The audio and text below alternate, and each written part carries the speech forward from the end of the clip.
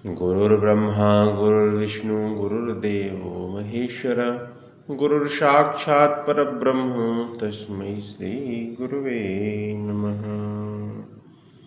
ओम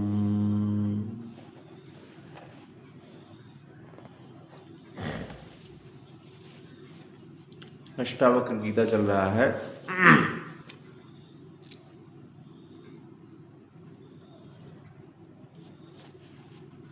शिष्य की फिर शंका, एक और प्रश्न करते हैं। शिष्य शंका करता है कि यदि संपूर्ण संसार रज्जु के विषय में सर्प के समान कल्पित है, वास्तव में आत्मा परमानंद स्वरूप है, तो बंध मोक्ष किस प्रकार होता है? उनका कहना है कि भाई जब पूरा संसार भ्रम स्वरूप है, अगर पूरा संसार भ्रम स्वरूप है, रस्सी के समान सर्प में, सर्प का भान कर रहा है रस्सी में, अगर ये ऐसा है और आत्मा जो है परमानंद स्वरूप है जो बंध और मोक्ष, तो इस बंधन का मोक्ष कैसे हो? ये भ्रम कैसे दूर हो कि रस्सी ही दिखे, रस्सी में सांप ना दिखे? ऐसा भ्रम कैसे मिटे, किस प्रकार से मिटे? तब कहते हैं, तब गुरु समाधान करते हैं और कहते हैं, हे शिष्य, जिस पुरुष को गुरु की कृपा से यह निश्चय हो जाता है कि मैं मुक्त रूप हूँ, वही वास्तव में मुक्त है, और जिसके ऊपर सद्गुरु की कृपा नहीं होती और वह यह जानता है कि मैं अल्पज्ञ जीव और संसार बंधन में बंधा हुआ हूँ, वही बद्ध है। क्योंकि बंध और मोक्ष अभिमान से नहीं उत्पन्न होते, अर्थात मरण समय में जैसा अभिमान होता है वैसी ही गति होती है। यह बात श्रुति, स्मृति, पुराण और ज्ञानी पुरुष प्रमाणित करते हैं।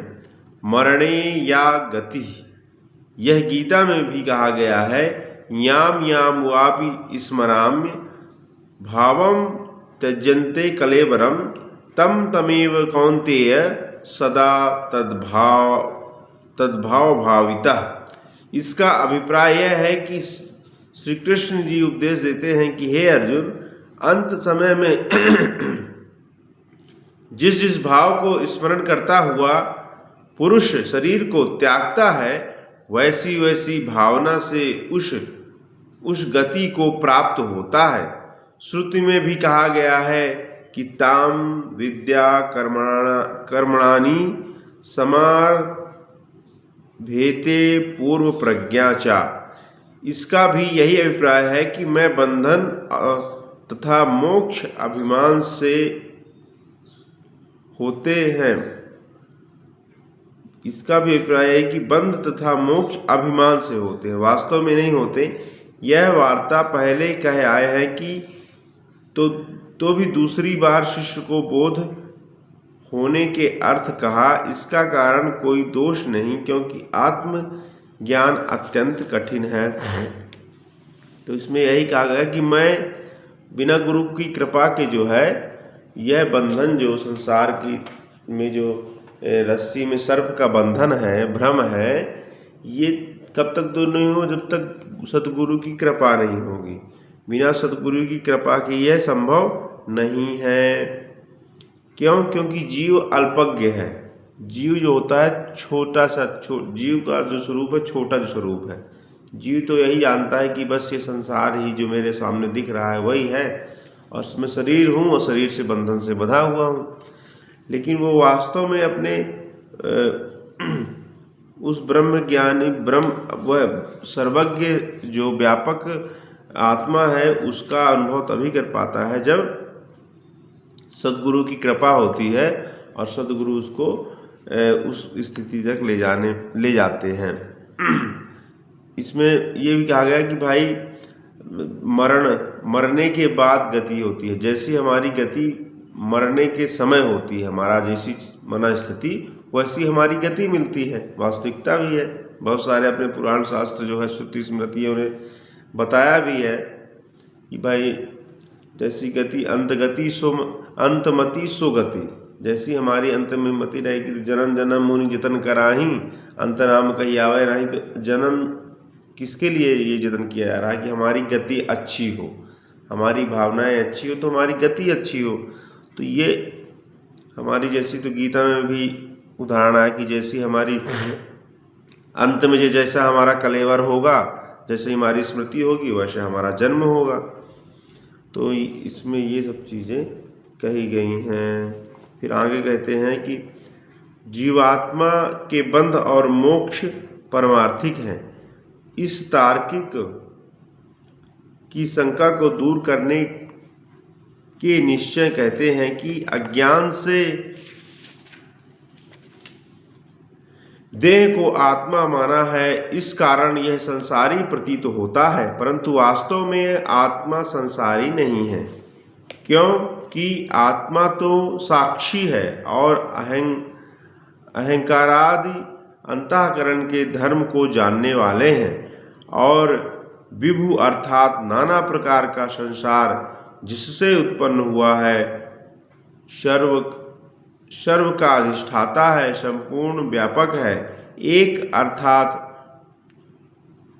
सुगतादिन तीन भेद से रहित, मुक्त अर्थात माया का कार्य जो संसार उससे बंधन से रहित चैतन्य स्वरूप, असंग निष्प्रहा अर्थात विषय की इच्छा से रहित, और शांत अर्थात प्रवृत्ति निवृत्ति से रहित। इस कारण वास्तव में आत्मा संसारी नहीं है।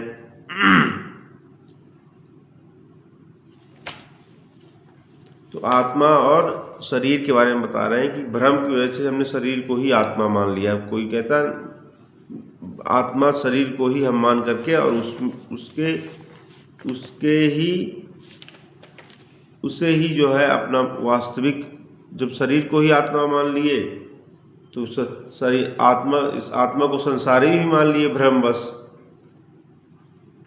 जब भ्रम हो गया अपने अंदर तो अंतःकरण जो अहंकार आदि अंतःकरण है उसमें जो है संसार का पूरा जो रूपरेखा जो है बैठ गई, इतनी जड़ता से बैठ गई कि वो भ्रम जो है बहुत गहराई तक चला गया और उसको निकाल पाना बहुत कठिन कार्य है। इसलिए अगर तुमको मुक्त होना है तो तुम्हें जो है इस व्यापक जो ब्रह्म है इसका अनुभव करना पड़ेगा और तुम कौन हो इसको जानना पड़ेगा। तुम कौन हो?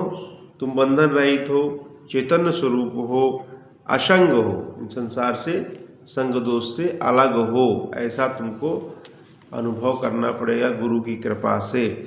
तब जाकर के तुम इस संसार के बंधन से मुक्त हो पाओगे।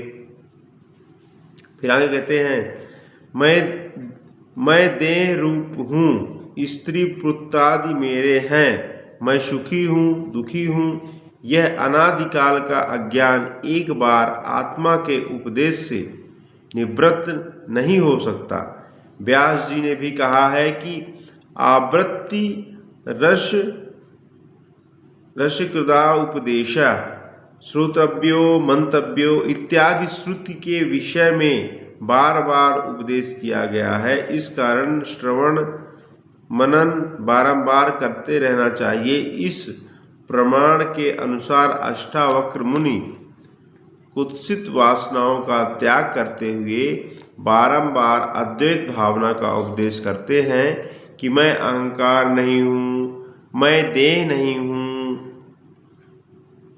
स्त्री पुत्रादि मेरे नहीं हैं, मैं सुखी नहीं हूँ, मैं दुखी नहीं हूँ, मूढ़ नहीं हूँ। इन बाह्य और अंतर की भावनाओं का त्याग करके कूटस्थ अर्थात निर्विकार बोध रूप अद्वैत आत्मस्वरूप का विचार कर। इससे कैसे देहादि से की आसक्ति से मुक्त हुआ जा सकता है? मैं नहीं हूँ, मैं कुछ भी नहीं हूँ, है ना। मैं शरीर ही नहीं हूँ, या कि मैं स्त्री या पुरुष नहीं हूँ, मतलब मैं आत्मस्वरूप हूँ, तो फिर मैं ये सब चीज़ें नहीं हूँ जो मैंने मान रखा है। तो इसमें यही उपदेश करते हैं अष्टावक्र मुनि जी कि ये कुत्सित मानसिकताएं कही गई हैं, मतलब छोटी मानसिकता, कि मैं अपने आप को बांध रहा हूँ कि मैं किसी का पिता हूँ, यह मेरा पुत्र है, मैं संसारी हूँ, मैं अहंकारी हूँ, मैं क्रोधी हूँ, मैं लोभी हूँ। ऐसा जो हम अपनी कुत्सित मानसिकता अपने अंदर बांध रखे हैं, तो उससे क्या होगा, तो फिर मैं दुखी भी होऊंगा, तो मैं सुखी भी होऊंगा। तो ऐसी जो भावनाएं हैं अपने अंदर, इन्होंने हमको संसार में पूरी तरीके से बांध रखा है। अगर इनसे मुक्त होना है तो क्या करना पड़ेगा? मैं आत्मस्वरूप हूँ, मैं चैतन्य स्वरूप हूँ, ये बंधन तो शरीर के हैं, मेरे तो है नहीं। जो मेरा मूल स्वरूप है उसमें कोई बंधन नहीं है। ऐसी भावनाएं अपने अंदर कूटस्थ जब होंगी, तो हम कूटस्थ मतलब जो परमात्मा का असली सार है वो अपने को समझ में आएगा। जब हम ये सब चीज़ों से अलग होंगे, अपने आप को अलग करेंगे, तो फिर धीरे धीरे और अभ्यास, सतत अभ्यास और गुरु की कृपा से जब लगातार करते रहेंगे, तो फिर ये सब भावनाएं अपनी निर्विकार बोध अद्वैत आत्मस्वरूप का जब विचार करेंगे, तो फिर इससे हम अलग हो सकते हैं। आगे कहते हैं, अनादिकाल का यह देहाभिमान एक बार उपदेश करने से निवृत्त नहीं होता है। इस कारण गुरु उपदेश करते हैं कि हे शिष्य, अनादिकाल से इस समय तक देहाभिमान रूपी फांसी से तू दृढ़ बंधा हुआ है। अनेक जन्मों में भी इस बंधन के काटने को तू समर्थ नहीं होगा। इस कारण शुद्ध विचार बारंबार करके मैं बोध रूप अखंड परिपूर्ण आत्म रूप हूँ, इस बोध रूपी खड़क को हाथ में लेकर के इस फांसी को काट कर ही तू सुखी हो सकता है। तो देहाभिमान रूपी जो फांसी लगी हुई है, देह का अभिमान ही तो सब कुछ बंधन का कारण है। देहाभिमान में जो फांसी रखी है, इसको आत्मचिंतन रूपी खड़क से जब काट देंगे, तो फिर हम इसके अभिमान से मुक्त हो जाएंगे। गुरु की कृपा के बिना ये संभव नहीं है। तो इस प्रकार से इसमें बहुत ही बढ़िया तरीका बता रहे हैं, किस प्रकार से हम बंधे हुए हैं और किस प्रकार से मुक्त भी हो सकते हैं। तरीका तो बताया जा रहा है, लेकिन करना तो स्वयं को ही पड़ता है। आत्मचिंतन, आत्ममंथन ये सदैव चलते रहना चाहिए, क्योंकि भाई मन किसी परिस्थिति में जागृत रहता है।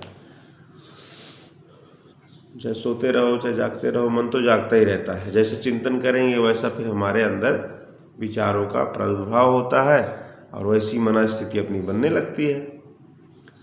ठीक है, बहुत बढ़िया। आज का सत्संग यहीं पूरा करते हैं।